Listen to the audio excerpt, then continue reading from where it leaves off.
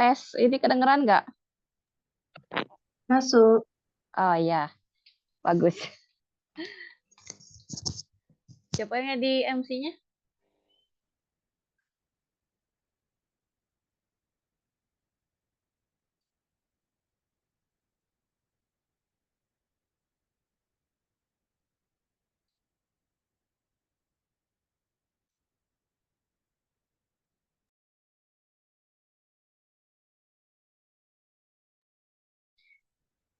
Yang jadi MC siapa?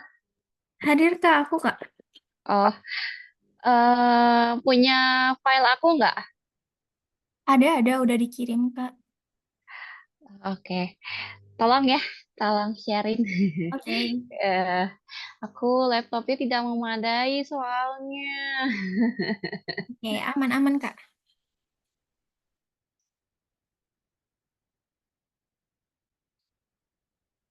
Udah jam 8. Hmm.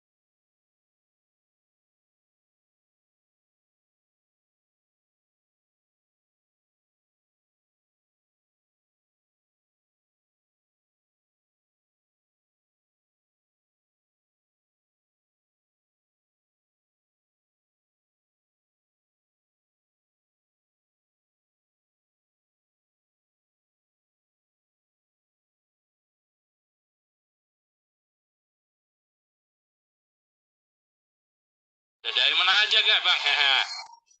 Oh iya, bukanya kapan ini? Buka acaranya?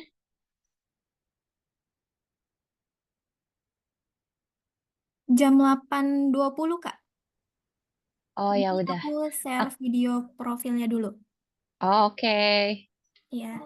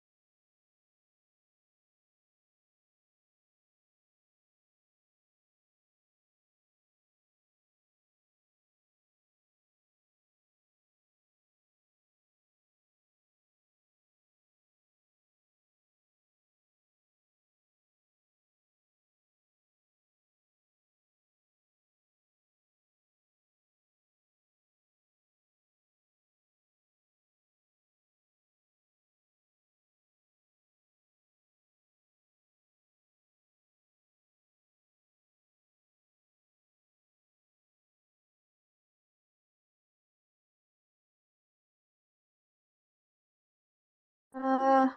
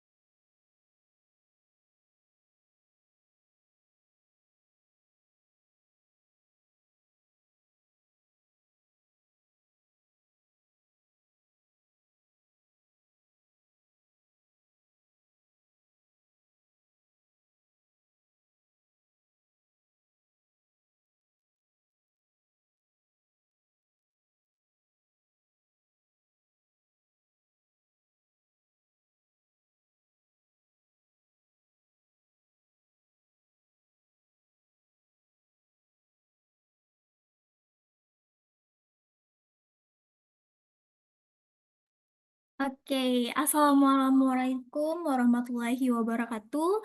Selamat malam semuanya, puji syukur. Marilah kita panjatkan kepada Allah Subhanahu wa Ta'ala, karena dengan rahmatnya kita bisa berjumpa di acara pada malam hari ini. Ucapan selamat datang kepada narasumber kita dan peserta yang telah menyempatkan hadir pada malam hari ini. Pada kesempatan kali ini, saya Amanda Putri Unul selaku moderator yang akan memandu acara pada malam hari ini hingga 1,5 jam ke depan. Sebelum itu, izinkan saya untuk menjelaskan sedikit mengenai program-program yang sedang ASR jalankan pada tahun kali ini. Ada 4 program.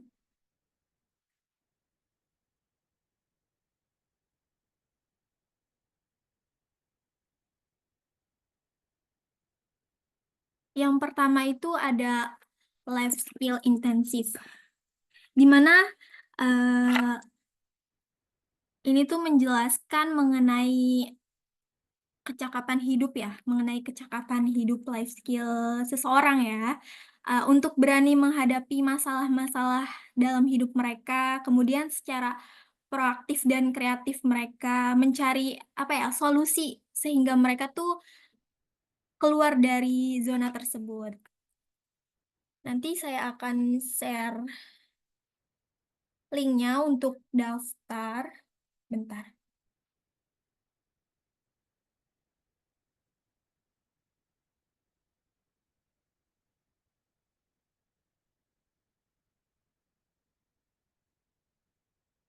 Ini kalian bisa daftar melalui link berikut. Kok nggak bisa dikirim ya, Kak? Oke, mungkin kalian lihat aja ya di IG-nya ASR. Mereka tuh menyantumin link-link 4 program tersebut. Selanjutnya ada Life Skill Mastery Full Intensive. Sama sebelumnya, tetapi ini tuh lebih fokus ke 6 bulan ya, tapi secara daring. Nah, metodenya itu menggunakan learning by doing. Mereka mengkombinasikan teori dan latihan praktiknya beserta diskusi ya, refleksi. Selanjutnya yang ketiga itu ada psikologi full intensif. Ini tuh kelas full intensif ya. Dia tuh kayak mempraktekkan psikologi, terus abis itu merawat kesehatan jiwa dalam sehari-hari. Selanjutnya ada actual self research, sama kayak sebelumnya, tapi ini selama 2 bulan. Ada yang 6 bulan, ada yang 2 bulan. Ini tuh fokus pada tradisi nilai-nilai filosofi dalam ASR ya. Kebetulan aku nggak bisa share linknya karena nggak tahu nih kenapa ya nggak bisa.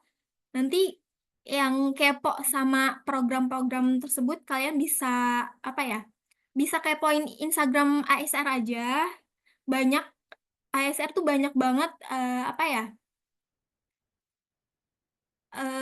Ngasih manfaat kepada kita gitu. Ya kan?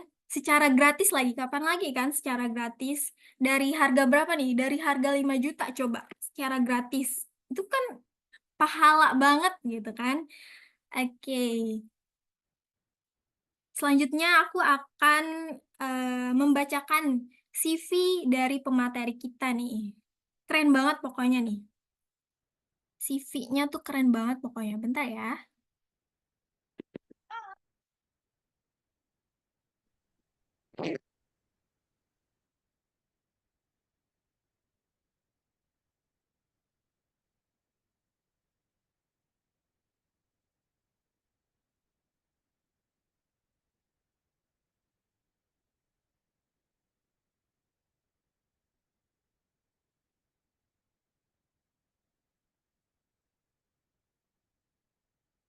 Oke.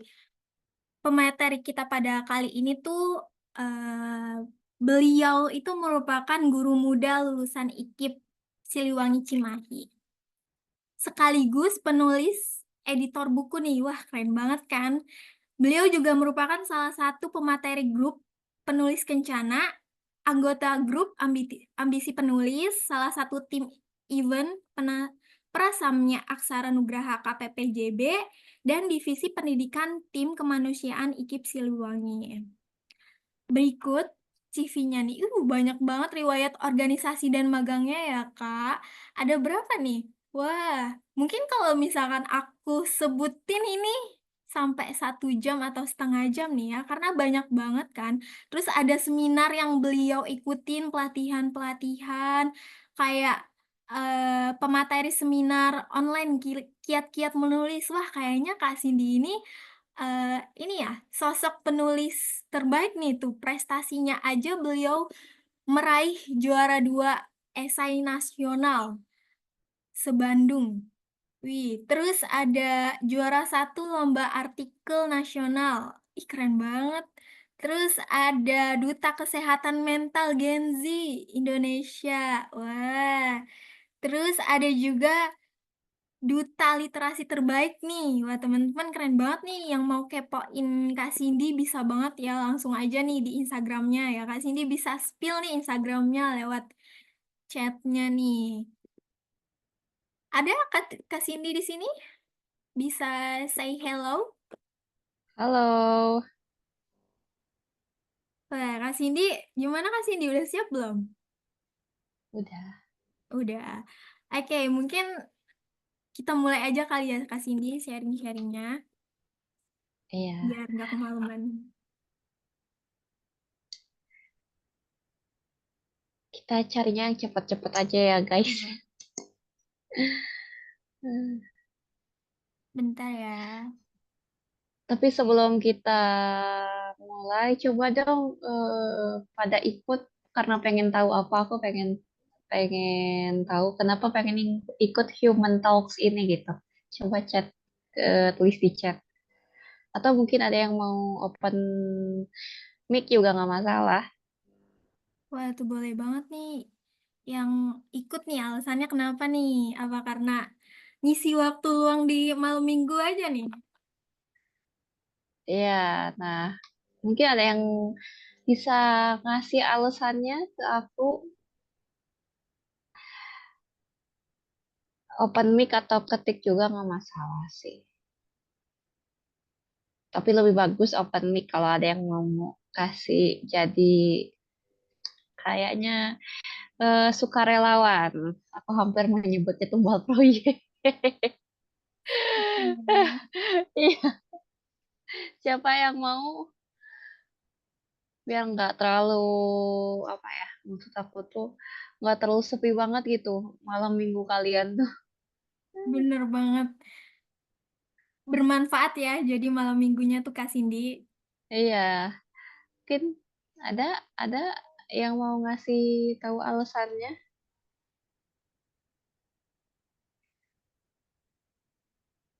Ada nggak nih teman-teman?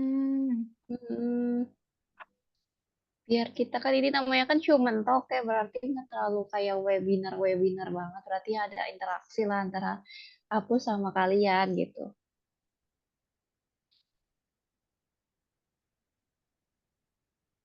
Ada nggak nih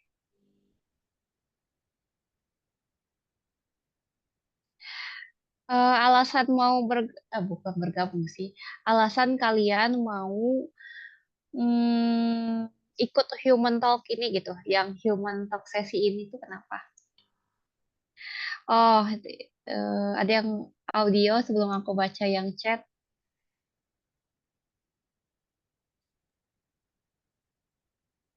Halo, Halo. iya, ini saya izin apa menyampaikan gagasan. Saya cari resen dari HP kok nggak ketemu, makanya tadi langsung on mic izin. Eh,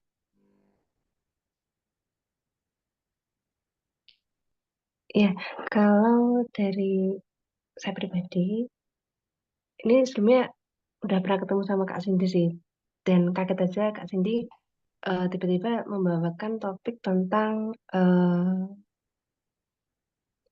pekerjaan dunia karir begitu ya. Lebih hmm, tepatnya masuk ke dunia human resource gitu. Nah, kebetulan saya juga bergelut menekuni bidang itu dan that's why saya ikut Human Talks ini harapannya supaya bisa saling sharing, dapat ilmu baru dari Kak Cindy dan harapannya juga apa ya? Ya ujung-ujungnya bisa bermanfaat bagi orang lain gitu. Oke. Ya, masuk akal sih kenapa dibutuhkannya, apalagi kan ngelakuin ke sesi konseling ke sesama pegawai lah ya, ke Kak Ega ya. Ya, Kalau ini dari Praka Sanjaya. Oke ya, satu lagi ya, ini yang chat. Pengen ikut Human Talks karena emang lagi suntuk di dunia kerja. Atau aku nggak tahu how to, oh ya, bagaimana aku enjoy dan bagaimana aku menyembuhkan diri dari lingkungan yang toksik. Oh, oke, oke, oke, oke.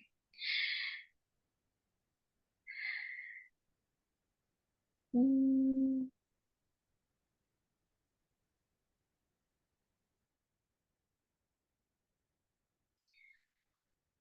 ya, kita belajar sama-sama sih. Aku mungkin bukan pakarnya banget ya. Ini sebenarnya aku cuma belajar secara ini ya, praktisi aja.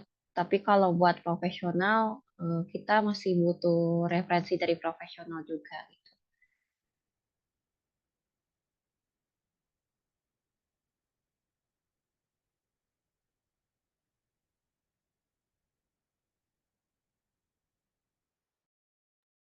Maaf Kak Cindy, aku udah nyoba nih. Share screen-nya kok nggak bisa ya? Hmm,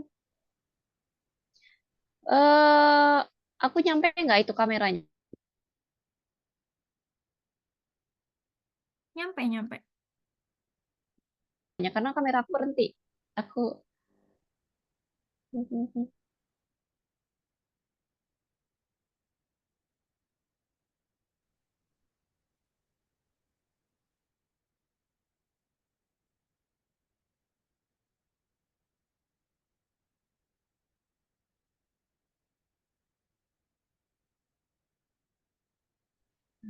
sebentar ya. Dari sorry ya teman-teman, ada kesalahan teknis di sini. Jadi kita ganti device aja. Hmm, harusnya itu bisa. Recording in progress. Sebentar ya. Dari. Nah, di sini kedengeran nggak aku nyampein ini? Sorry ya teman-teman, ada kesalahan teknis di sini. Jadi kita ganti device aja. Hmm, oke. Host nggak bisa nge-share ini, nggak bisa nge-share PPT. Iya Kak, ini aku udah coba. Kenapa ya? Hmm, aku juga tadi nggak tahu device aku, nggak tahu emang laptop aku yang bermasalah gitu. Palingan, ntar ya. Hmm, itu deh aku yang share aja ya.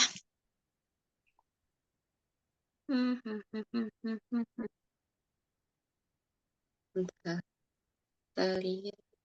Hmm, hmm. Udah belum? Sudah Kak, sudah kelihatan. Maaf banget ya teman-teman. Jadi harus menunggu. Iya, untung aja kan kita bisa ya. Kita sama-sama belajar bareng ya.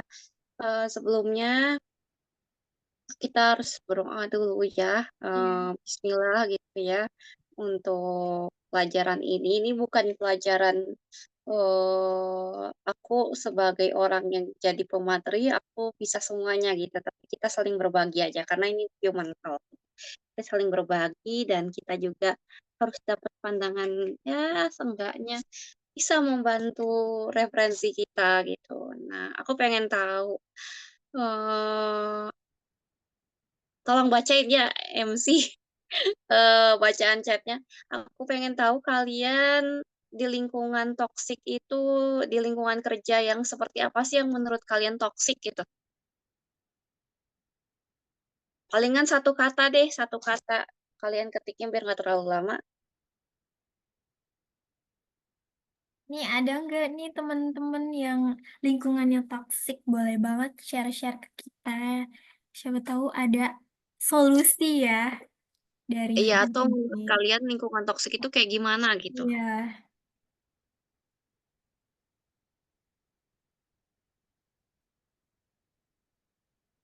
mungkin dari aku nih Kak, aku mau share sedikit mengenai lingkungan pertemananku ya di kampus. Karena kan aku sedang menempuh kuliah ya. Kayak Hmm, kalau di kampus tuh rata-rata kan kita menyendiri gitu kan. Kayak harus bener-bener nyari pertemanan tuh harus bisa gitu kan. Jadi kalau misalkan kita nggak pandai dalam memilih itu tuh kita bakalan terjerumus kan ke dalam apa ya lingkungan tersebut. Jadi kita tuh sebagai orang yang bisa memilih baik atau buruknya tuh sebaiknya eh, apa sih namanya sebaiknya memilih tersebut biar kita juga nggak nggak ikut-ikutan lah ke mereka gitu. Tetapi kalau misalkan kita nggak bisa nih ada solusinya nggak Kak Cindy? ya nanti aku kasih tahu solusinya beberapa solusi ya, Oke. tapi itu nanti tambahin sama kalian juga sih sebenarnya. eh ada nggak di chat yang ngasih ini? Aku soalnya nggak bisa ngeliat chat guys. Posisinya aku lagi megang ini apa namanya? PPT. Ada nggak satu kata aja? Kenapa lingkungan kerja itu bisa dikatakan toksik gitu? Aku apresiasi tadi ya buat MC. Nah, Nih, ada nih Kak Cindy dari Kak Adelin nih. hmm, Dia gap kelas sosial ekonomi yang memicu kecemburuan sosial. Iya bener banget. Faktor ekonomi itu pasti kayak konflik banget ya di lingkungan sosial. Terus ada dari Praka Sanjaya nih. Diremehkan, hmm, diremehkan gitu mungkin ya, diremehkan gitu. iya betul. Iya, itu juga termaksud itu ya. Ada lagi atau kita lanjut aja kali ya Iya. sambil ini. Nah, sebenarnya tuh surveinya ada banyak ya. Tapi kalau kalian pengen tahu, ini cuma salah satu survei aja yang aku tampilin ya. Sebenarnya ada beberapa survei.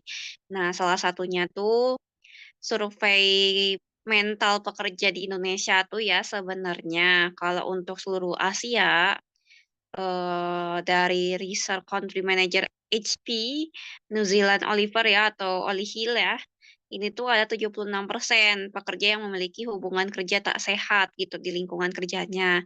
Nah, untuk Asia sendiri, khususnya di Indonesia, ada 76% yang nggak ngerasa produktif dan nggak ngerasa punya hubungan baik dengan situasi kantornya. Ada lagi, kalau menurut survei ya dari perusahaan Big Five ya, kayak Deloitte ya, bacanya tuh ya, Deloitte ya, ya Deloitte. Nah, itu tuh dari lingkungan untuk generasi milenial sama generasi Z-nya tuh cuma punya 45% aja sih yang betah gitu di lingkungannya gitu, selebihnya nggak betah tuh. Dan yang paling parah itu untuk yang paling terdampak ya, untuk situasi ini tuh kebanyakan untuk orang Indonesia lebih kerasa kalau di pekerja swasta atau freelance. Karena itu terdampak banget ya, uang iya, segala macem.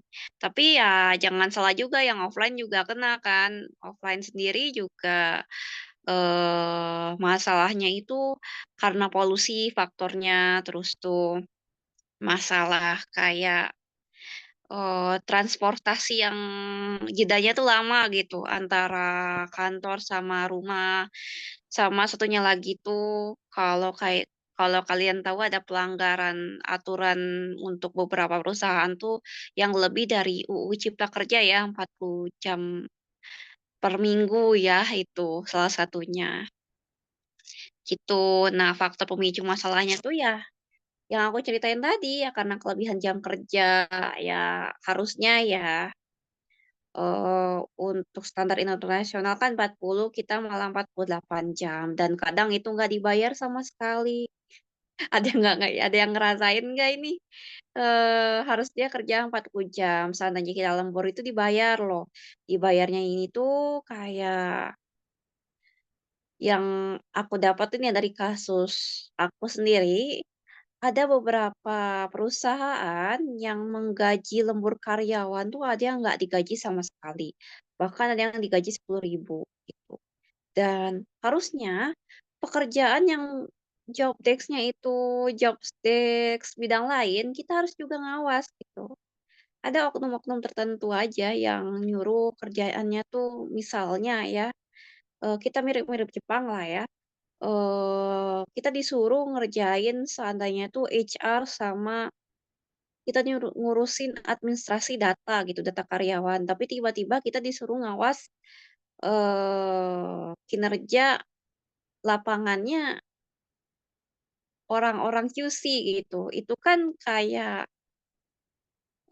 double job gitu, yang harusnya kerjaannya kepala QC kok malah kita gitu yang HR gitu. Nah, itu salah satunya. Tapi ini bukan berlaku di Indonesia aja ya, kata aku tadi, Asia Timur itu udah bener-bener parah. Salah satunya ya karena gajinya nggak cukup, yang pertama, mereka juga mesti cari lagi, kerjaan part-time. Ya karena kehidupan di Seoul dan Tokyo atau Shanghai emang agak keras, gitu ya, sama kayak Jakarta lah.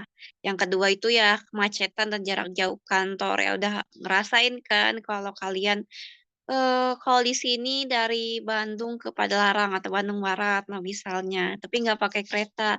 Kalau kita pakai mobil itu jarak jarak antara kantor sama rumah tuh bener-bener kerasa dan, sesuai dengan survei dari UGM sendiri, ya emang kategori transportasi yang paling stres untuk bekerja gitu.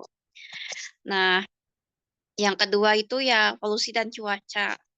Aku dapat informasi dari kalau kalian ikutin Miss atau Putri Indonesia Lingkungan, yang lulusan ITB, itu yang teknik kimia kalau nggak salah ya. Nah itu, eee, coba cek aja ya, aku lupa namanya. Nah, Indonesia tuh udah 3 kali berturut-turut dapat polusi ya, kota dengan polusi terburuk di dunia, ranking 1. Harusnya kita tuh ada pengurangan gitu, pengurangan dari jumlah durasi, ini misalnya pengurangan emisi karbon untuk transportasi pribadi dan lain sebagainya gitu.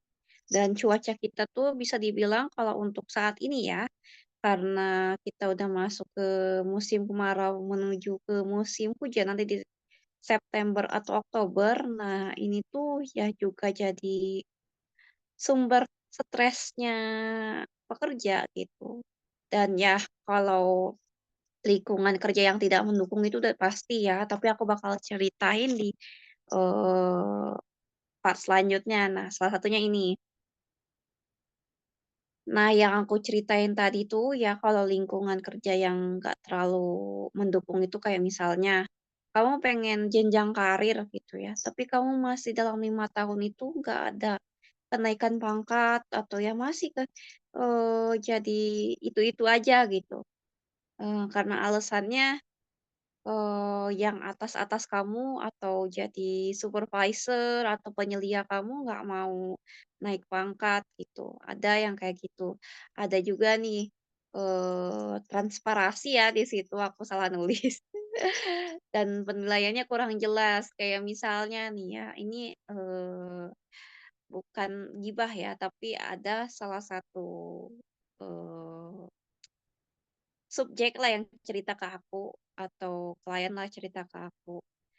Kalau penilaiannya itu kan sebenarnya dia megang 3 pos ya, tapi malah salah satu bos tuh karena nggak ngerasa dispesialin dikasih nol sama, si bos itu dalam waktu itu tuh evaluasi kinerja tahunan.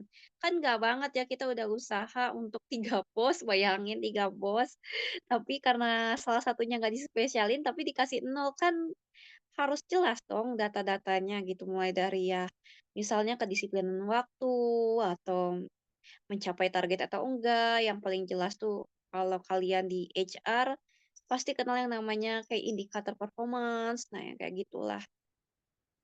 Atau kalau di organisasi pasti kenal yang namanya evaluasi kinerja gitu. Biasanya pakai sosiometri di situ. Terus ada persaingan yang nggak sehat. Nah, ini kelihatan banget ya di kita gitu, atau khususnya di seluruh Asia ya, yang ya paling besar tuh di Asia Timur sama Asia Tenggara.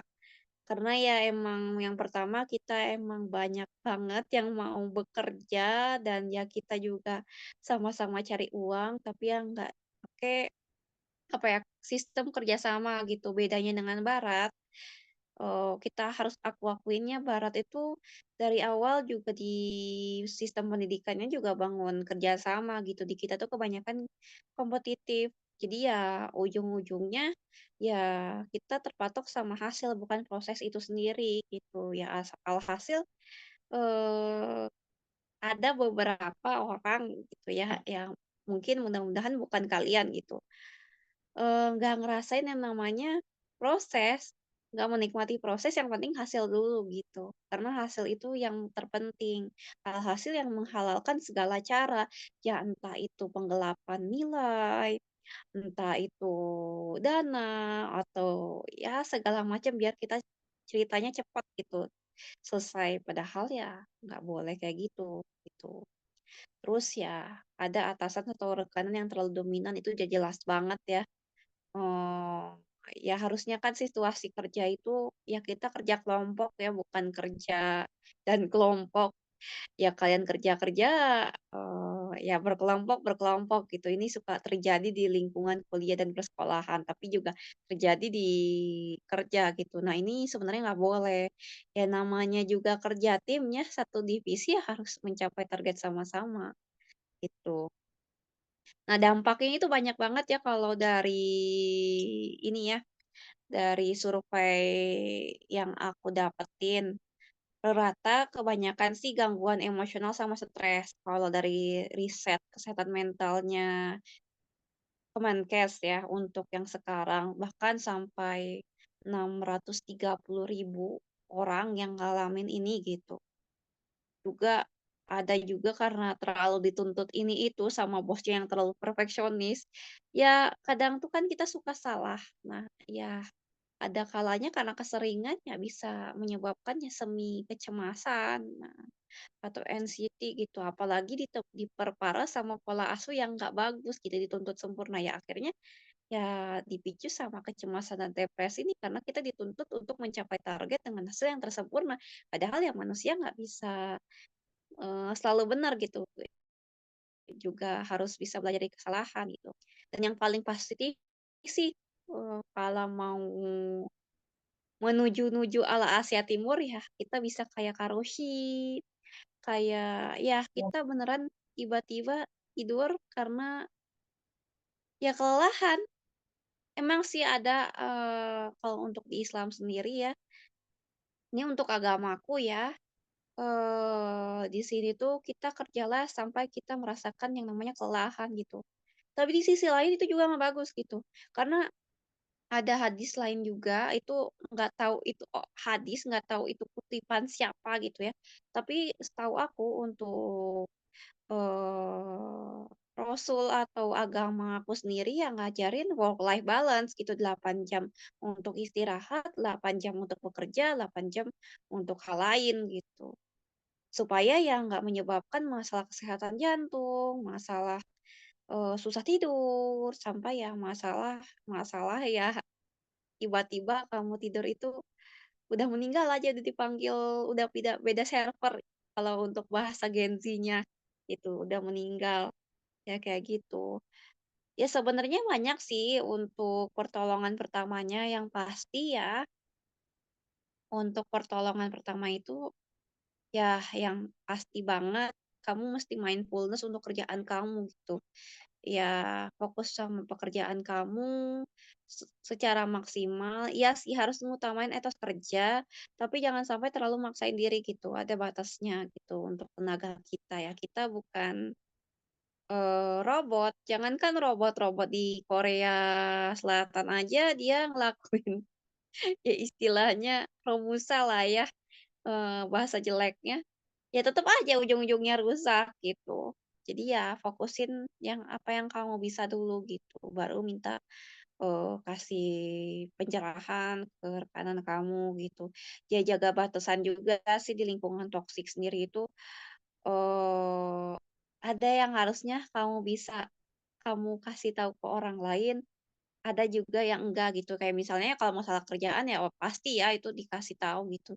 Tapi untuk masalah pribadi ya emang bagusnya carilah orang yang bisa menjaga rahasia kamu gitu, tapi nggak di kantor, kalau lingkungan kantornya emang beneran toksik. Terus ya kalau seandainya teman kamu toksis ya, kebiasaan orang kita ya, kita banyak nyembunyiin sesuatu yang harusnya tuh dikasih tahu buat jadi bahan evaluasi orang lain gitu ya. Nggak harus keras kayak ala orang Sumatera sih, tapi ya kamu kasih taunya balik baik-baik aja gitu kalau yang masalah ini tuh ya kita fokus kerjaan dulu misalnya gitu. Dan yang paling penting sih kalau untuk mental sendiri ya micromanagement ya, kayak mulai prioritasin yang mana gitu. Ada jam prioritasnya tuh ya kerja waktunya kerja, istirahat waktunya istirahat, ya terus waktunya ibadah ya ibadah gitu. Itu yang paling paling diutamain ya. Dan yang paling penting sih yang ngatur pola makan sama ngatur jam olahraga, itu yang paling penting untuk sederhananya. Tapi kalau kalian mau butuh banget yang versi self healing-nya nih ya. Nah, self healing itu tuh sebetulnya bukan sekedar bobo terus, ini mungkin ada yang orang Jabodetabek, healing-healing itu bukan cuma jalan-jalan ya, aku kasih tahu. Jadi kalau ada teman kalian, "Kapan nih mau healing?" Gitu ya, itu ucapan ya istilah yang salah gitu.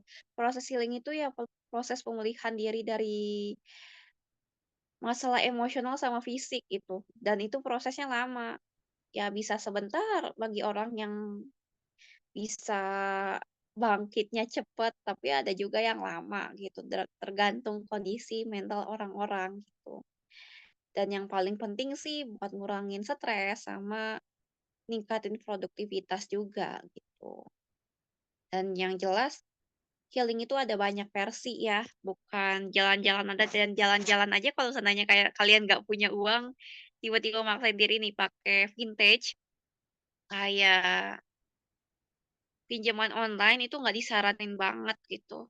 Ya yang ada kalian setelah jalan-jalan ya kalian pusing lagi kan mau memikirkan uang kalian gitu.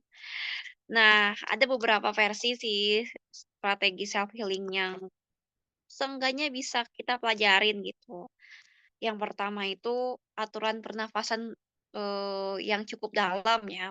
Bernafas manual ini bukan kayak ala-ala anime atau apa gitu ya, bernafas terus mengeluarkan sesi, kekuatan maksimal kita nggak kayak gitu, tapi ya karena kita udah merasa pas waktu sesi kerja kita tuh udah overwork ya dan kita ngerasa, iya, kayak pusing banget, itu tuh ya kita emang kekurangan oksigen gitu dan emang rasanya ya otak bakal ngerespon kita ya untuk ngasilin hormon stres tuh lebih banyak gitu. Alhasil ya jadi susah juga buat kita. Jadi ya kalau bisa aturan pernafasan maksimal tuh yang paling disaranin ya, eee 4 detik untuk narik nafas, 4 detiknya lagi untuk nahan nafas kita, dan 4 detiknya lagi untuk mengeluarkan nafas, dan itu berlangsung selama 4 menit yang disaranin, gitu. Nah, kalau meditasi ini sebenarnya macam-macam ya, kalau untuk yang muslim bisa dari berzikir salah satunya. Karena berzikir itu kalau dari riset yang pernah aku temuin Salah satunya itu bisa ngurangin masalah kecemasan sama stres gitu untuk sementara ya. Dan itu harus berlangsung beberapa kali gitu. Juga ada yang namanya terapi wudhu atau terapi sholat gitu. Terapi di sholat di sini ya dirajinin juga sholat 5 waktu juga ada termasuk terapi itu sebenarnya. Biarpun itu wajib ya sebenarnya. Tapi kalau untuk meditasi sendiri ya bisa pakai meditasinya macam-macam. Tapi untuk yang dasar itu bisa sambil kamu cari tempat kayak lantai kosong gitu ya, kamu duduk di situ sambil menjemin mata gitu. Apa yang kamu rasain hari ini sama enggak gitu. Itu bisa salah satunya. Dan yang paling pentingnya lagi gitu olahraga ya. Olahraga tuh yang disaranin 2 sampai 3 kali seminggu. Tapi kalau nggak disempetin juga olahraga kecil-kecilnya juga nggak masalah kok. Yang penting ya 30 menit, 15 sampai 30 menit itu udah bisa ngurangin hormon stres kita gitu. Dan yang pasti kalau kalian punya hobi, ini hobi penting banget ya yang nggak punya hobi, sekarang carilah hobi gitu. Mulailah cari hobi kayak ya, entah itu menggambar, coret-coretan, atau apapun itu. Yang penting bisa mengeluarkan stres gitu, nggak perlu hiking juga yang pasti.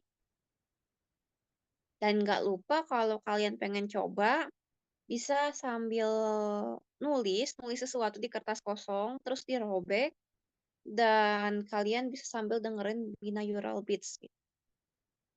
Itu teman-teman. Nah, kesimpulannya sih, yang pasti self healing itu bukan karena kepentingan kita sendiri itu kita egois ya, nggak kayak gitu.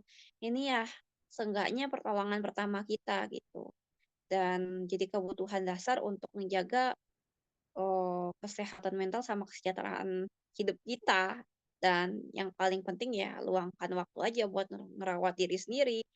Mulai dari tidur yang cukup, jaga pola makan, sampai ya yang pasti mulai membatasi orang-orang yang membuat kita stres gitu. Dan yang paling jelasnya lagi ya self healing ini kalau secara sederhananya yang aku kasih kan sederhana semua ya. Tapi ada mungkin yang coba dari versi NLP-nya. Aku ada yang versi NLP-nya ya. Sama mungkin coba yang hipnoterapisnya itu nggak bisa mengganti 100% ke profesional. Kita juga harus butuh profesional gitu. Makanya aku saranin untuk klien aku, kalau waktu aku ngekonselingin orang atau coaching, coba dulu sebulan sampai 2 bulan gitu. Kalau nggak bagus-bagus aja ya silahkan ke profesional. Profesional juga aku saranin chat dulu ke Halodoc atau Relive atau Ibunda gitu ya kalau mau modal dikit. Tapi kalau mau yang murah juga bisa ke psikiater.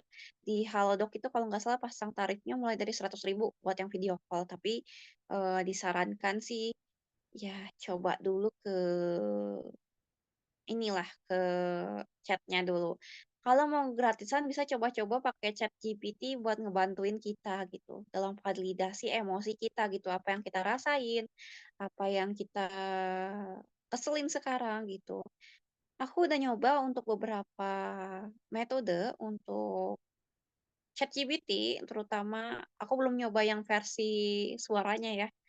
Aku baru mau coba, tapi untuk beberapa AI itu cukup membantu untuk pertolongan pertama dalam validasi emosi ya, tapi untuk kita melakukan pengobatan kayak gitu ya butuh resep dokter dan kita eee, istilahnya itu ke psikiater atau psikolog yang disaranin. Dan yang paling penting, kalau seandainya kalau kalian ada kenalan psikolog atau psikiater, ada kalanya aku nggak mau terlalu menyarankan ya dari teman deket kalian gitu yang ngelakuin konseling, karena dia biasanya nggak terlalu nerima karena takut bias hasilnya gitu.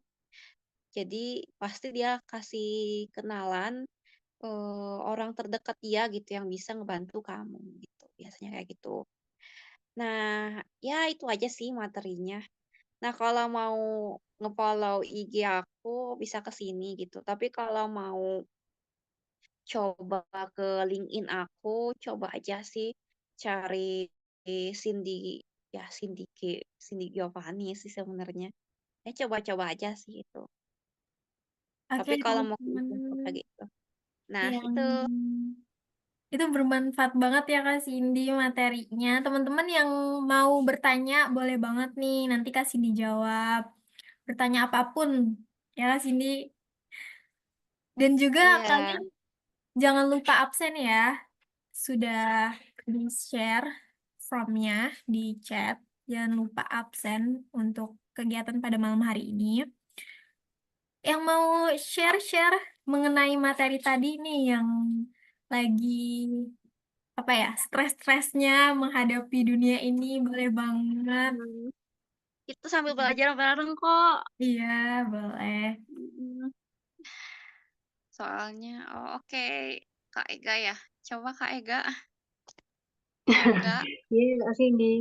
Ini izin bertanya, kira-kira Mm, kalau dari sepengalamannya Kak Cindy, udah mm. pernah menangani kondisi lingkungan toksik begitu bagaimana caranya? Dan eh, penyebabnya apa begitu supaya siapa tahu teman-teman di sini bisa dapat opsi strategi untuk menghadapi toksik lingkungan toksik gitu. Terima kasih. Oke, kalau untuk klien sendiri ya, kebanyakan toksiknya itu karena temennya nggak terlalu ngedukung sih kalau untuk lingkungan toksik, karena itu ngerasa banget ya. Sebenarnya ya, kenapa Gen Z sama Gen Y itu cepat resign bukan karena gajinya, bukan karena ya aku tahu gaji itu termasuk kategori ini ya, apa namanya, kebutuhan dasar gitu yang diperluin. Tapi kebutuhan dasar lainnya kayak kita membina hubungan sosial itu penting banget. Mmm, Seenggaknya kita biarpun gaji kita pas-pasan gitu, ada orang yang dengerin dan kita tuh ngerasa dianggap orang gitu ya. Orang di sini bener-bener kita tuh, bisa dijaga gitu rahasianya untuk pertemanan gitu. Dan dia nggak ngomong di belakang dan nggak sikut sana sikut sini, ya enak-enak aja gitu. Aku juga ngerasain sih di lingkungan yang kayak gitu. Karena ya di lingkungan yang kayak gitu tuh bener-bener yang namanya lingkungan terdekat itu ngerasain banget gitu faktor faktor internal kita tuh nggak bener-bener hubungan batin kita tuh kayak terputus gitu. Kita kayak ngerasa sendirian gitu. Nah, itu biasanya yang dirasain tuh kayak gitu untuk para pekerja. Karena nggak ada yang nge-support untuk dia ya seenggaknya buat saling ngedukung atau ngedengerin keluhan dia gitu. Nah, barulah yang kedua itu ya gaji sama benefit ya. Benefit di sini juga nggak terlalu kasih bonus uang ya, tapi juga misalnya apresiasi karena kita mencapai target dan apresiasi juga karena kita bisa 2 tahun bertahan di kantor itu kita naik jabatan. Nah, bisa juga kayak gitu atau dikasih pelatihan-pelatihan gitu dari kantornya gitu. Makanya pertemanan dan dukungan itu penting banget, apalagi ya cuma sekedar motivasi. Ya kamu tuh sebenarnya mampu loh untuk ngejalanin hal ini gitu. Itu tuh udah buat kita tuh kayak ngerasa kita tuh dianggap gitu, hasil kerja kita tuh. Bukan dianggapnya tuh, "Ah, ini mah gue di Romusa ini." Jadi orang tuh, seenggaknya biarpun dia ngeluarin potensi maksimal dia atau melebihi potensi maksimal itu, ya dia tahu gitu. Dia dia dihargain gitu sampai maksimal gitu, dan dia juga diingetin kalau waktunya udah sampai batasan dia gitu, udah sampai kelelahan ya diingetin untuk ya istirahat gitu, nanti dia yang gantian gitu. Jadi kerja sama seenggaknya nggak sikut sana sikut sini itu penting banget gitu.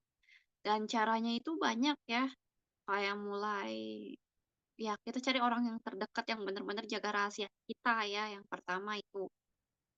Yang pasti nggak, apa ya, dah istilahnya enggak jadi tembok berjalan ya. Omongan yang kita keluhin diomongin ke orang lain. Jadi apa ya? Jadi persaingannya nggak sehat gitu.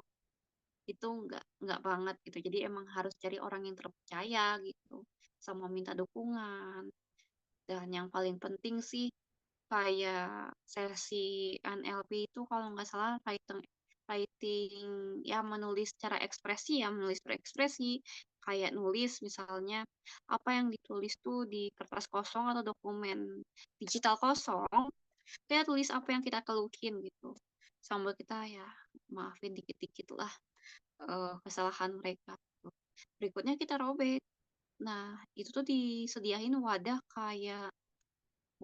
ini apa namanya tuh eh kantong kresek atau tempat sampah juga itu penting gitu. Nanti kita kasihin kertas yang dirobekin itu sambil merobek ya kasih di kepala kita, di dada kita, sama ya di sekitar area-area pemicu mental atau eh, pemicu hormon stres gitu. Itu yang paling penting. Nah, biasanya itu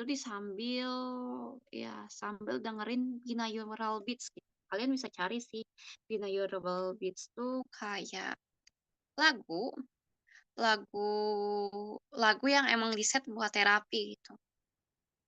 Ini juga bisa gitu. Ini tuh kalian cari aja gitu binaural beats tuh mau stress relief atau mungkin emotion pain relief. Nah, itu banyak di YouTube. Itu lumayan mengurangi ya untuk masalah tidur. Dan yang kalau masalah tidur itu kalau nggak salah bisa pakai weightless, lagu weightless kalau nggak salah itu ada di Spotify juga. Itu kalau kalian pakai ya pas waktu kalian susah tidur ya lumayan berpengaruh. Aku pernah coba ke aku sama kucing aku, ya lumayan lah berpengaruh gitu kalau kalian susah tidur.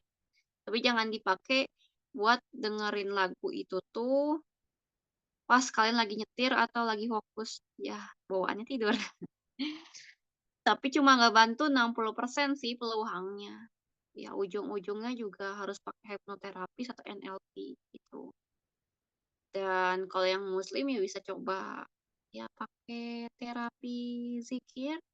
Zikir 33 kali tuh lumayan pakai word ya.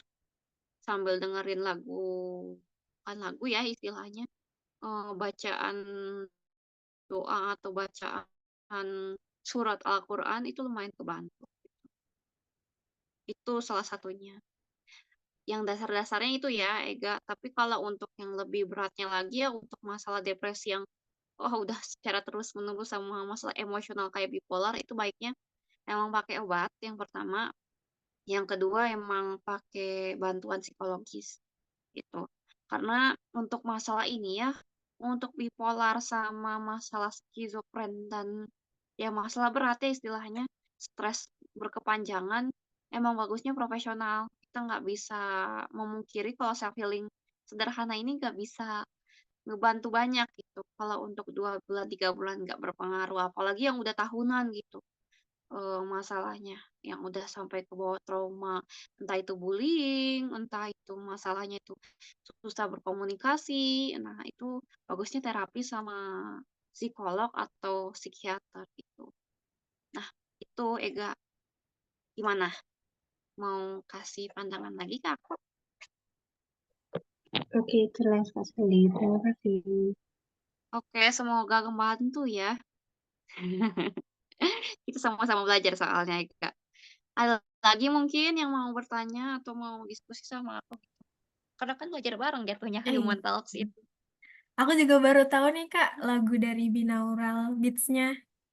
Kayaknya itu bakal ngebantu kita banget ya Kak buat nenangin pikiran atau diri kita yang lagi emosi atau lagi stres gitu kan di perjalanan. Enggak, kalau di perjalanan nggak boleh ya Kak. Kalau lagi Iya, santai-santai aja ya Kak ya. iya kalau di perjalanan kayaknya nggak terlalu disaranin ya untuk pakai binaural beats kayak weightless kayak gitu. Apalagi yang weightless itu emang khusus untuk yang susah tidur kalau dari risetnya. Nah, kalau binaural itu tergantung ya. Tapi kalau kalian mau coba, kalau kalian tahu yang namanya, apa ya, sesi yoga gitu. Ada suara ala-ala suara gentong diputer-puter kayak gitu. Pernah nggak lihat kalian di Instagram atau di YouTube? Kayak ASMR gitu ya, Kak? Iya, kayak ASMR kayak gitu. Itu tuh sebenarnya, lumayan ngebantu gitu untuk ini, apa namanya, ngurangin, masalah panik gitu. Atau coba di real life juga kalau kalian susah ini, tidur atau apa, kalian coba dengerin suara alam yang kayak gitu. Mereka tuh nyediain loh, kayak suara, apa ya, api unggun waktu itu tuh, suara air mengalir. Aku coba semua itu waktu Covid, karena aku penasaran. Keren. Wah, Ada ada lagi lagi mungkin? nggak nih teman-teman yang ingin bertanya? Heeh. Sepertinya udah pada Ya, ngantuk. mhm, enggak, Halo barangkali Kak, mungkin halo, ini siapa yang iya ngomong? Prakas. Halo, Prakas. Iya, Halo Kak Prakas, mau gimana nanya, kabarnya? baik Kak. Iya, Kak mau nanya, tapi mungkin ini pertanyaannya agak di luar dari materi ya, Kak, Bapak. Oh, nggak apa-apa. Ya, tapi masih, uh, oh, saya mau tanya tentang, ini kan saya dari sana buat switch karir dari seorang terapis menjadi HR. Karena Mhm, saya pernah ikut volunteer atau mengerjakan sebuah proyek tentang HR, jadi saya lebih tertarik ke sana. Nah, di mhm. sini kira-kira untuk persiapan saya jadi dari terapis ke HR itu, kayak misalnya untuk pelatihan atau volunteer itu, apakah sudah cukup atau ada tips lain nggak kalau misalnya dari kakak kalau misalnya saya mau switch karir Ini itu? lebih ke switch karir ya? Kenapa tuh kira-kira Betul mau Kak. switch switch karir, Prakas?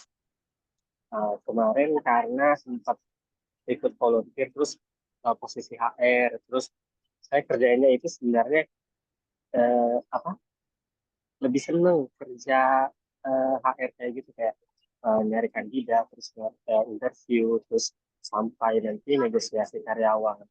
Saya lebih seneng dibanding eh, menjadi seorang terapis, walaupun saya juga lulusan terapis, tapi saya merasa saya lebih merasa lebih penting, lebih cocok lah jadi HR karena proyek kemarin.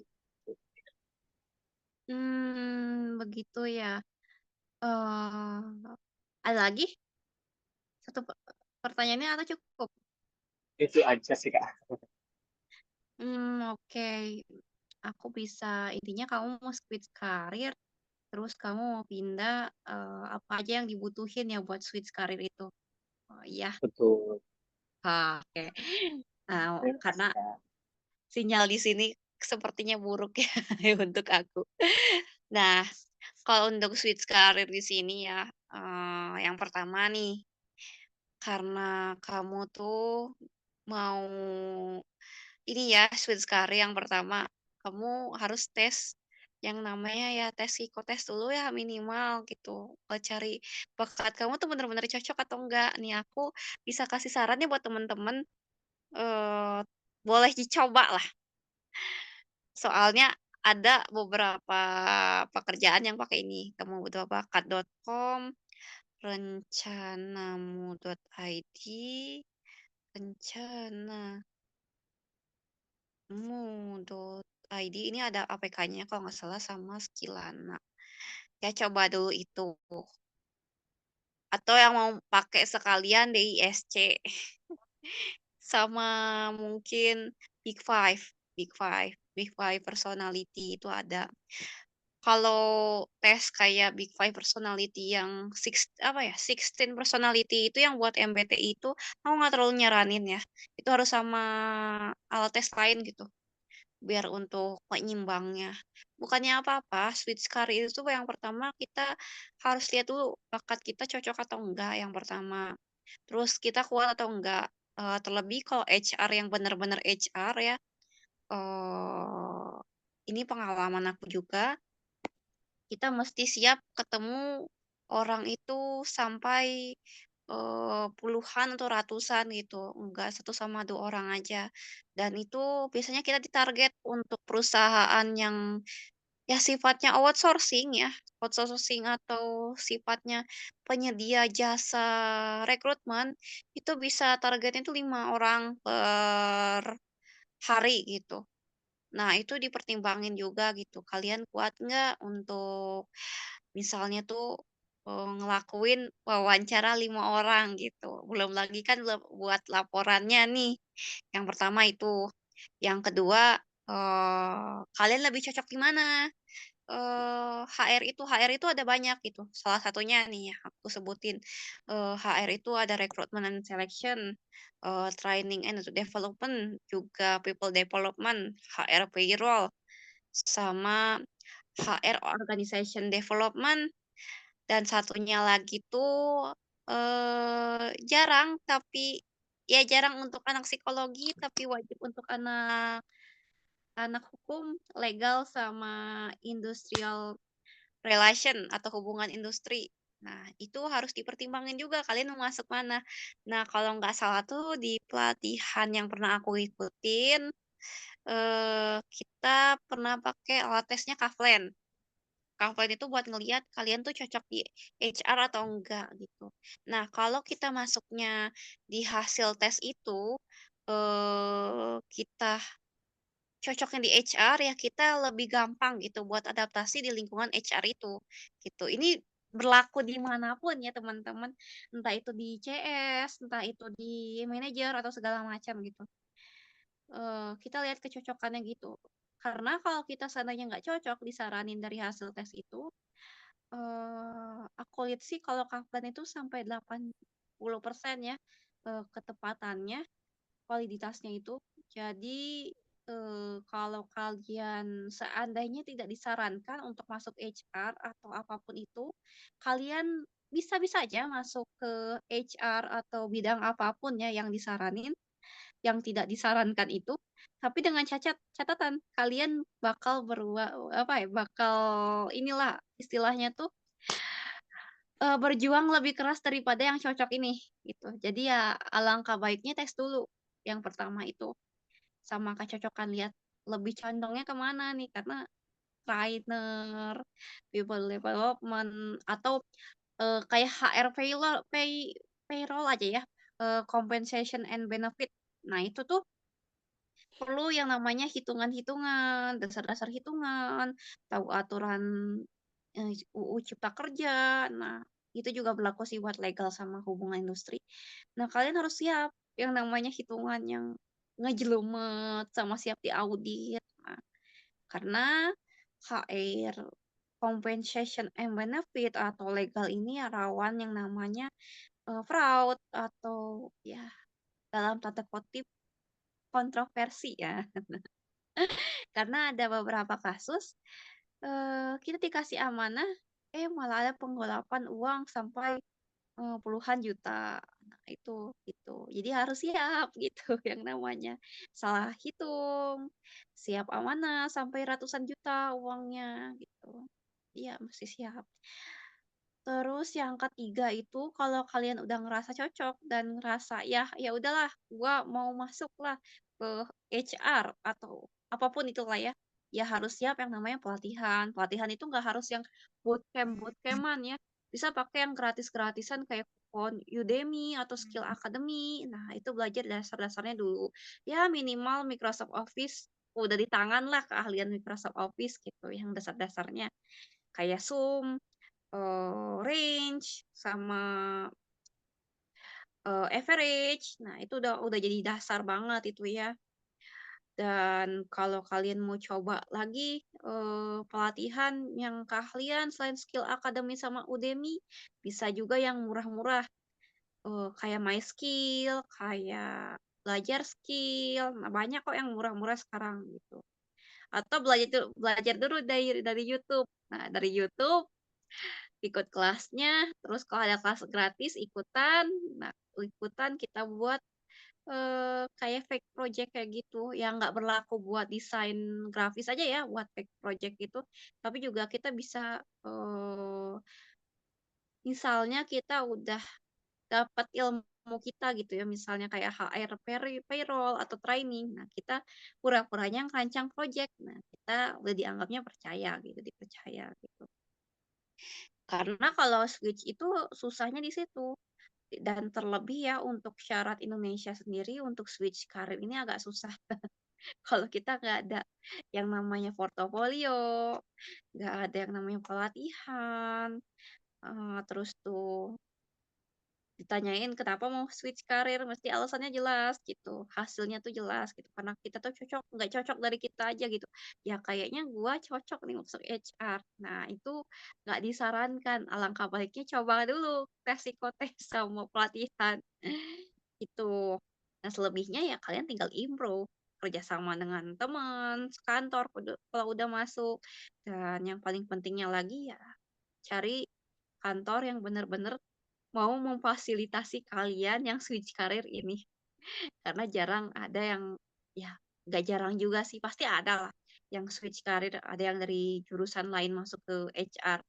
Tapi ya kadang untuk perusahaan besar, apalagi Big Five, Big Four ya, kayak Deloitte, EY, KPMG, nah itu tuh gak susah buat apa ya namanya itu di nego-nego tuh susah.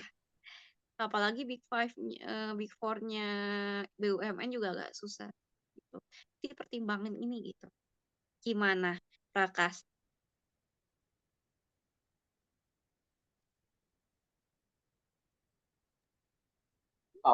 Iya Kak, jelas sih Kak beberapa pertanyaannya.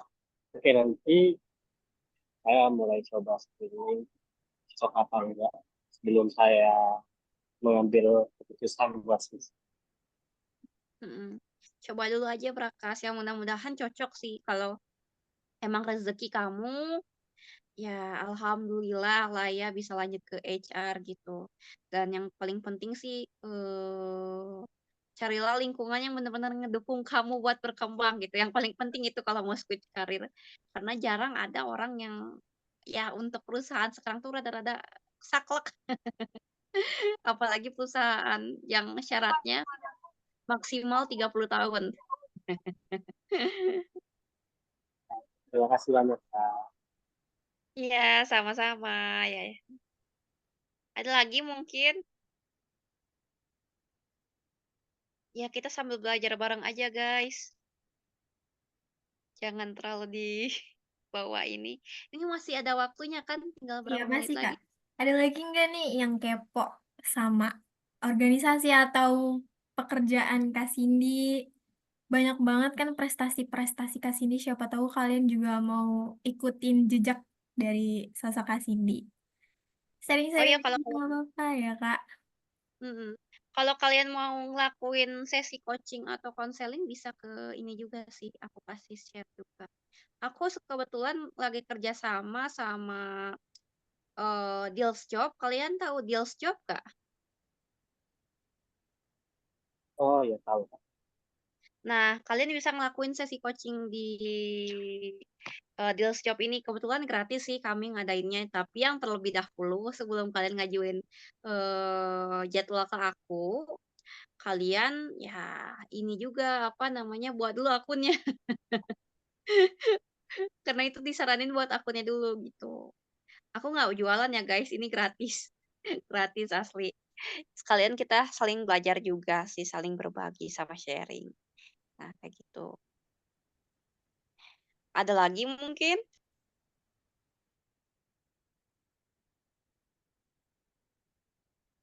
Santai aja kok. Selagi ada waktu ya kita diskusi aja. Ada lagi nggak guys? Yang ingin bertanya boleh banget. Kalau malu-malu buat direkam Kak. Kalau malu-malu buat on mic bisa banget ya ke pesan. Nanti kita bakal bacain. Iya. Aku izin bertanya lagi. Tiga. Boleh, Gimana? Kak Adeline. Mungkin ini pertanyaan terakhir ya, Kak Cindy. Iya, tinggal Oke. waktunya tinggal berapa menit lagi itu MC? 25 menit. Oh, oke. Ya, boleh. Boleh, enggak. Kayaknya 25 menit itu masih ada 2 pertanyaan lagi lah aku sisain. Nah, Ini, em, tadi kepikiran kalau misalnya kita mm-mm, yang sudah sadar akan eh, toxic relationship, cara mengatasinya, kemudian ciri-cirinya, kondisinya seperti apa. Nah, misalnya kita berusaha untuk tidak menjadi orang yang toksik, karena kita udah punya ilmu tadi. mm-mm, Tapi gimana kalau misalnya di waktu tertentu kita malah justru merasa, orang-orang di sekitar kita justru merasa kita sebagai toxic positivity. Jadi orang yang dianggap terlalu baik, terlalu ramah, mm, ya mungkin karena saking berusahanya untuk tidak jadi orang toxic negativity, tapi jatuhnya justru lebih ke toxic ke positivity. Nah, mm-mm, mungkin secara tidak sadar kita mm-mm, berhasil menjadi orang yang tidak toksik. Tapi di sisi mm-mm, lain, secara tidak sadar pula kita juga eh, menjadi orang yang justru mengganggu orang lain karena mungkin saking baiknya. Nah, kira-kira gimana menangkal menangkal pribadi yang toxic positivity dan cara mengatasinya gimana? Singkatnya, eh, mm-mm. dalih tidak mau menjadi orang yang toxic negativity, justru kita menjadi orang yang toxic, tapi toxic positivity. Nah, itu gimana, Kak? Sekian pertanyaan Oke. saya. Terima kasih. Ya, benar juga ya, ada orang yang terlalu toxic positivity dan ini pernah terjadi ya untuk beberapa perusahaan yang pernah aku temuin gitu. Karena aku ada salah satu ya permasalahan yang bener-bener aku eh, sebenarnya itu masalahnya bukan masalah aku, tapi karena aku juga kena dampaknya, aku disuruh untuk tetap bangkit gitu. Sedangkan aku juga waktu itu lagi butuh supporting gitu. Nah, untuk nangkalnya itu sebenarnya kita nggak bisa menangkal ya, tapi mengurangi ini ya apa namanya respon dari orang yang toxic positivity ini. Yang pertama, kalau mau yang paling penting sih tetepin batasan sih. Ya, karena kan kita nggak selalu bisa dipositifin kan. Kita mesti bilang ke orangnya, ya kalau kita waktunya capek, ya kita capek gitu. Kita bilang capek gitu. Makanya komunikasi is key, kata kata kata orang. Ya, karena kita nggak bisa bilang ke orang yang toxic positivity itu, kita kasih keluhan aja gitu, tapi kita harus validasi emosi kita. Pertama, emang kita capek dan kita emang butuhnya itu didengerin aja gitu. Jangan sampai ya kita isi toxic positivity-nya maksa, kitanya maksa, ya nggak akan selesai dan menimbulkan masalah baru gitu. Jadi emang harus sampein kita tuh netepin batasannya. Gue lagi capek, gue butuh didengerin aja gitu. Eh kalau nggak bisa, tolong didengerin aja gitu. Tapi kalau mau temenin aku ke profesional gitu atau kasih saran gitu minimal. Tapi yang pasti jangan sampai kamu disuruh sama toxic positivity ini bersyukur kamu tuh bisa kerja. Nah, itu sudah eh, kalau udah sampai batasnya itu ya kamu harus tahu batasan kamu udah sampai mana. Yang pertama itu. Yang kedua, setelah netepin batasan itu diusahain ya supaya nggak toxic positivity juga. Kita juga melihat situasi gitu. observasi dari kitanya sendiri gitu. Kayak misalnya ya, eee, orang itu lagi butuh sendiri gitu, ya kita tanya dulu, "Lagi ngapain? Kamu kenapa?" Gitu. Nah kalau kalau dianya nggak ada respon, baru kita tanya, "Mau temenin cerita nggak? Aku dengerin aja." Gitu. Palingan kayak gitu, sampai situ aja. Jangan sampai kasih, masukan-masukan, saran segala macam atau malah kita adu nasib ya, itu makin salah. Karena toxic positivity itu, eee, bisa dibilang ya mirip-mirip kayak toxic negativity ya. Jadi ya sadar nggak sadar kita ngelakuin itu gitu, tapi kita ya supaya kita tidak seperti itu ya kita harus netepin batasan kita. Ada waktunya kita mendengarkan, ada kitanya waktu merespon, ya responnya orang sedih ya sedih gitu. Jangan sampai kita orang yang respon lagi berduka, seandainya lagi misalnya lagi kita tuh lagi mengunjungi orang yang baru ditinggal istri atau suaminya, kita responnya, eee, ya, eee Gak apa-apa, jangan khawatir pasti, nanti, kita bakal lebih baik lagi. Nah, jangan dikasih itu ya, minimal aku ngerasain apa yang kamu rasain. Ya, kalau kamu butuh cerita, ya ceritalah ke aku gitu. Dia udah cukup dihargain sama orang orang lain gitu gitu. Jadi ya jangan sampai kita mau mendominasi kita gitu, yang jadi toxic positivity ini ya karena dia mau mendominasi orang itu supaya jadi positif, ya kita nggak bisa lah. Kita harus tahu apa yang kita harus atur dari diri kita, dan kita bisa ngatur orang lain atau enggak. Ya masalahnya kita itu di luar kendali kita. Nah itu, usahain kita pasang, eee, posisi kita, kita emang nggak bisa ngatur orang itu. Itu bukan hak kita, dia mau sedihnya sampai kapan, yang pasti kita selalu support dia gitu. Kalau butuh cerita, ya silahkan cerita ke aku gitu, tapi aku nggak bisa bantu banyak gitu, palingan kayak gitu. Yang terakhir paling nih, paling minimal banget supaya kita nggak dibilang toxic positivity ya, yang paling penting ya coba kita tulisin kenapa kita toxic positivity saat itu. Atau ya kita evaluasi lah setelah kita ngomong tuh, ini bener nggak sih kita ngomong gitu. Tapi ya jangan jangan setiap kali ya, itu namanya kita meragukan diri sendiri. Palingan ya sesekali aja. Gimana? Terbantu atau ada lagi? Ya, terima kasih Kak Cindy atas eh, pencerahannya. Oke, semoga kebantu ya. Ini juga sebenarnya bukan saran dari aku sih sebenarnya. Ini saran dari pengalaman dan saran juga dari ya beberapa orang gitu yang pernah pengalaman yang sama gitu. Ada lagi teman-teman, itu saya kasih satu pertanyaan lagi gitu. Ada lagi kah teman-teman yang ingin bertanya? Kalau nggak ada, aku nih yang mau bertanya. Teman-teman, siapa tahu Ayo, bisa solusi-solusi kalian terpecahkan oleh Kak Cindy ya. ya minimal kalau nggak terbantu seluruhnya ya inilah apa ya 10%-nya Iya. udah ini ya udah kebantu dikit lah. Nanti mau berikut-berikutnya ya kita cari lagi gitu. Nah, Kan namanya juga self human talk, kerja kelompok dalam versi diskusi.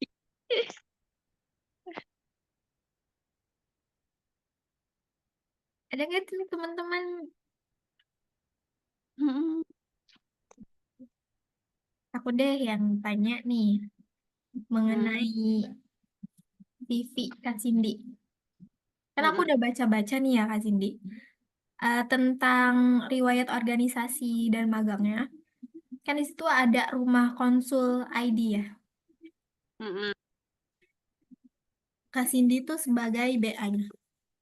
Pernah nggak sih Kak Cindy nemuin apa ya anggota dari rumah konsul ini kayak masih mahasiswa atau masih kuliah gitu yang belum lulus dan mahasiswanya nih di luar jurusan psikolog gitu Kak Cindy. Terus apa ya, taktik untuk masuk organisasi ini ada nggak sih Kak Cindy? Karena aku juga tertarik dari organisasi tersebut. Oke, ini ada 2 pertanyaan ya. Iya, sebenarnya aku nggak nyangka aja sih ada yang merhatiin CV aku sampai sedalam itu ya. Itu CV aku yang lain guys, bukan CV apa namanya, CV aku yang buat karir ya, itu beda lagi aku pakai ATS. Nah, kalau buat magang ya, ini magang apapun ya, bukan rumah konsul aja, eee, usahain masuk ke tempat magangnya tuh emang buat seluruh jurusan gitu. Kalau kita maksain diri buat psikologi ya itu khusus untuk jurusan psikologi rasanya agak susah gitu, terutama untuk bagian tester yang dipegang psikologi itu atau bagian konseling. Kecuali kalau kalian BK sih oke-oke aja. Eh, ada peluangnya lah 50% lah gitu. Jadi lihat syaratnya dulu gitu apa yang harus disiapin dan berbonafit atau enggak gitu. Ini sebenarnya kalau rumah konsul itu jatuhnya bukan komunitas ya, tapi perusahaan. Dia perusahaan psikologi Tech. Nah, itu kebetulan aku waktu itu tuh emang jadi brand ambassador untuk kasih edukasi psikologi sama ya selingan kayak 1% atau apapun ya itu kayak selingan produknya gitu. Tuh aku salah satunya buat kayak produk video, sama konten podcast, sama aku jadi MC-nya. Jadi sesuai dengan keahlian aku, emang passion aku di edukator gitu. Dan aku di HR sendiri, aku rata ngambilnya kalau nggak ngambil rekrutmen, rekrutmen itu kalau nggak terpaksa ya. Aku aslinya aku lebih suka training, sama analisis organisasi. Tapi kalau masuk ke HR payroll kayaknya aku nggak ketolongan ya untuk ngitung uang kayaknya susah. Gitu. Jadi mesti kenal diri sendiri dulu kita. Kenapa mau masuk brand ambassador gitu. Kenapa mau masuk jadi tester atau kenapa mau jadi HR atau apapun itu gitu yang kalian pengen coba. Karena ya kalian yang bakal ngerasain gitu pas di dalamnya. Terlebih eh kalau kalian ketemu orang-orang yang mungkin nggak satu visi sama kalian. Itu kan mesti jadi penengah juga tuh teman-teman. Terus yang terakhir tuh tipsnya ya, kalau nggak salah.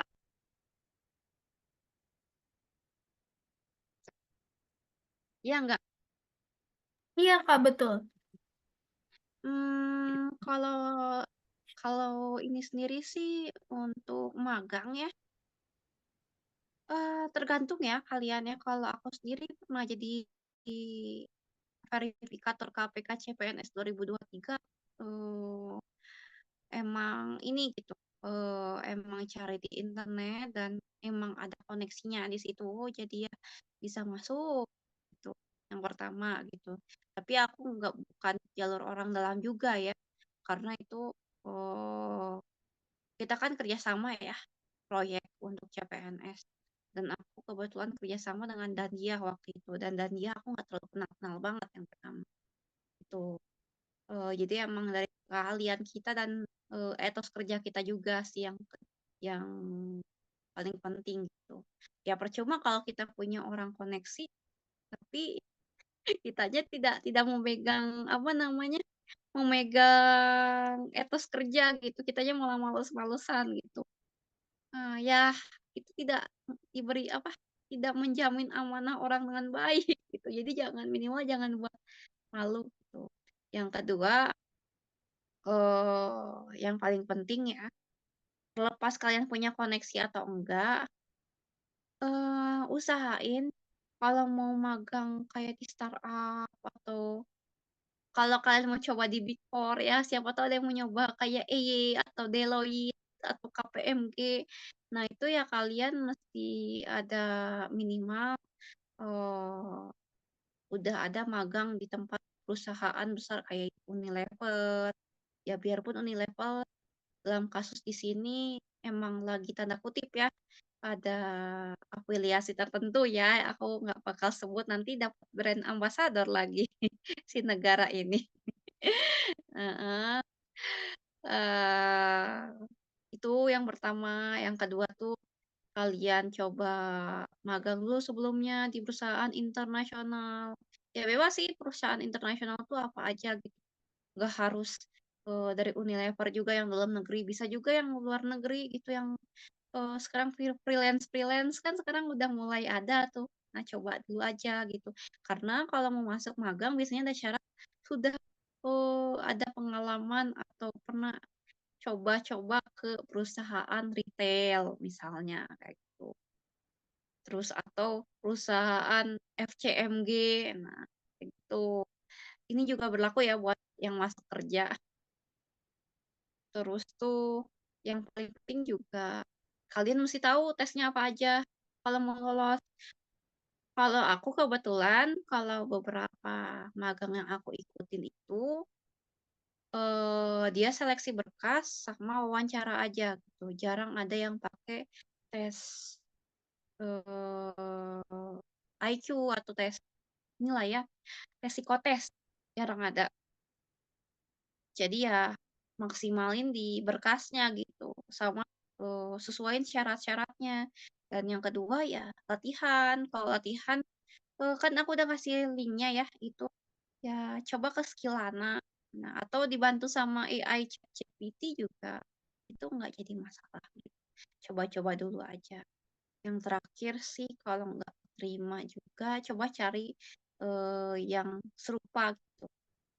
Biasanya ada yang mau gitu. Tapi jangan salah ya, biarpun kalian ditolak ya di perusahaan magang atau biro psikologi atau apapun itu ya, biasanya nanti dipanggil lagi di batch berikutnya. Jadi ya, ya usahain kalian pertahanin itu aja, coba-coba dulu aja kali aja di batch berikutnya dipanggil. Gitu. Ada loh yang kayak gitu. Soalnya berkas kita tuh dipegang sama mereka gitu. Kalau kita berpotensi tuh suka dijamin gitu. Itu teman-teman. Oh, berarti pengalaman tuh penting banget ya, Kak, buat masuk masuk ke jenjang berikutnya. Ada Iya, lagi nggak nih teman-teman yang ingin bertanya atau yang masih bingung mengenai iya, solusi-solusinya? iya. Kalaupun kalian ini apa namanya tuh belum ada pengalaman ya coba dulu aja. Kalau kalian ikut ada proyek kampus, pernah ikut pelatihan ini itu, dan kalian ada bukti prestasinya. Bukti prestasi itu nggak cuma lomba ya. Kalian emang mencapai target gitu. Di misalnya di psikologi MSTM kalian dapat nilai A, itu cepat dipanggil sama perusahaan-perusahaan tertentu. Biarpun nggak perusahaan besar juga tuh. Yang pasti sih kalau kalian tanpa pengalaman ini ya maksimalin di IPK sama kalian etos kerjanya bagus. Tuh. Ada lagi nggak teman-teman yang mau bertanya? Apa sudah ngantuk nih? Kayaknya udah mulai jam-jam rawan, Kak Cindy. Oh ya, kalau di aku ya di jam-jam segini biasanya kalau aku temen sama temen tongkrongan aku udah ngomongin konspirasi sama temen aku. Jauh gitu ya, Kak, obrolannya. Iya, iya. Aku punya temen juga sih teman kos perempuan. Ya, jangan salah ya omongan laki-laki yang konspirasi di jam 1 itu aku sanggup sampai jam 3 pagi sama temen aku kalau ngomong konspirasi. Awalnya mungkin kita ngomongin cerita daily life lah. Mungkin ada gibah dikit-dikit lah. Tapi berikutnya kita ngomongin konspirasi gitu. Itu tuh salah satu ekspresi kita juga loh. Itu self healing juga sebenarnya self healing di sini ya sesi ngekspresiin dan validasi emosi kita gitu. Ya biarpun nggak seneng-seneng aja ya self healing, tapi itu salah satunya. Nah, teman-teman ada nggak yang mau ditanyain atau mau diskusi sama aku? Iya nih boleh Atau kalian banget. mm-mm. Kalau kalian nggak sanggup tuh, bukan nggak sanggup ya, kalau kalian malu-malu bisa ke mentoring aku di website Deals gitu. Kalau mau, aku kebetulan buka sampai September itu 4 slot untuk Sabtu Minggu. Tapi kalau untuk di bulan-bulan berikutnya 2 slot sama 1 slot. Jadi tergantung kalian kapan aja sampai Desember ya, teman-teman. Nah, gitu. Ada lagi nggak teman-teman sebelum kita bentar lagi ya? Penutupan. Iya, tapi kita dokumentasi dulu ya, Kak. Eh, Oke, Mungkin kalau dari rasanya kalau nggak ada lagi kita bukan aja kali ya. Oke. Mungkin kita dokumentasi dulu nih sebelum penutupan. Yang ingin on cam, boleh banget nih nunjukin wajah cantik dan gantengnya. Ya Aku siapa tahu nanti kita ketemu di suatu hari nanti, ya bisa jadi koneksi bersama gitu teman-teman. Oke, aku mulai ya. Oke. 1, 2, 3.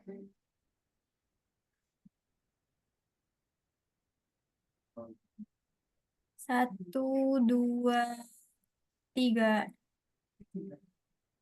Dah, baik. Oke.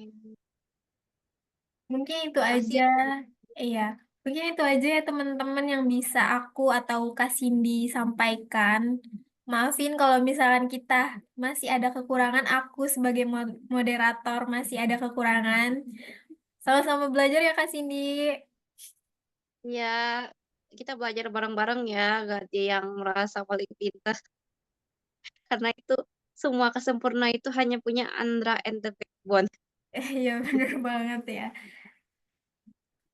Sekian, terima kasih. Wassalamualaikum warahmatullahi wabarakatuh. Bye-bye semuanya. Dadah, jaga kesehatan dan jangan